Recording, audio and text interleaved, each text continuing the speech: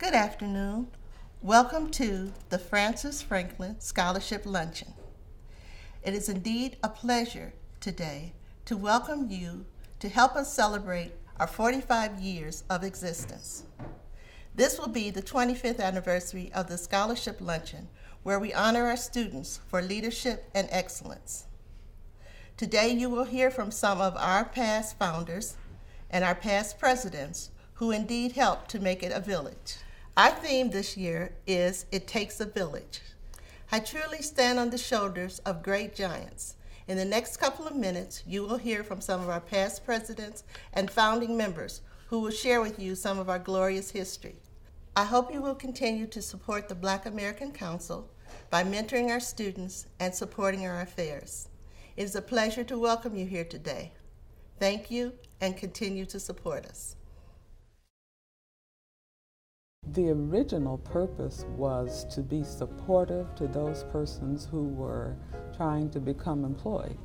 And then I also think the purpose was for our students, particularly our Black students, to make sure that they got everything that they needed and that they were not lost in the enrollment particulars and had all the resources that we had at that time. And so in the early years, it was a matter of making the community aware of what was available at the college. Once here, it was a matter of trying to be sure that they received the education we had promised and to support them in any way that we could. Its original beginning was for jobs and individual security, and the differences in races. You had a melting pot in Cleveland of these different ethnic groups, and all of a sudden they were all going to get an education, and there were some very difficult times.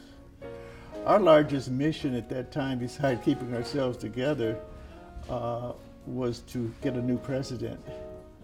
And so the biggest thing we were working on was getting Dr. Nolan Ellison here. There were a number of needs that we needed to address, which we did, and became kind of the hallmark of the Black Caucus operation. That was the group that would fight the battles that we needed to fight, and mostly making sure that we were hiring African Americans and making sure that as we worked here that we were being treated fairly and equally. Well, it was definitely needed because you had very few Black faculty, for one thing. So to increase the number of Black faculty and also for the promotion of Blacks into higher level positions, the directorships, deanships, and then later to have a Black president. We were trying to get a variety of Blacks involved in different aspects of the college. And also there was still the area of trying to get more African American students, particularly enrolled in the sciences and health areas. Dr. Francis Franklin was a very colorful character. Because of her mentoring, it was with pride that I joined this organization, the Black Caucus, and just wanted to do whatever she asked us to do. You know, you have some leaders who will tell you what to do. Dr. Franklin not only told you what to do, but also did it herself.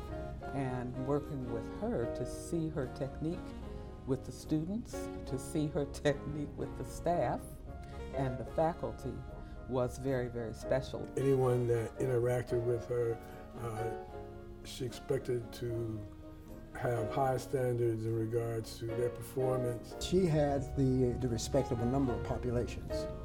She was very powerful, both in voice and in action. The luncheon started really as a way to, first of all, honor Dr. Francis Franklin's legacy, but to also honor those students that we have been mentoring at the college, and to just give that kind of recognition. And so this was a way to give back and to really honor our students and the work that had been done.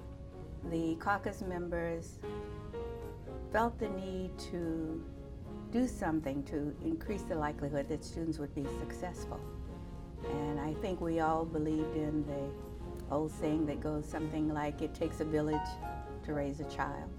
And so we made it our business to take care of the students here. Just to be able to touch the lives of so many students, to help them understand basically what's required of them, help them get to that level, and then to go out and see them in the community doing all the things that you were hoping they would do, then to see it happen. So it really touches you. Every day it touches you. And I think there's a even more need for the Black Caucus or the Black American Council now, and we need to step up and be as forceful as those who did it in 1969 so that we can continue and to make progress and to make even more progress than what's happening now.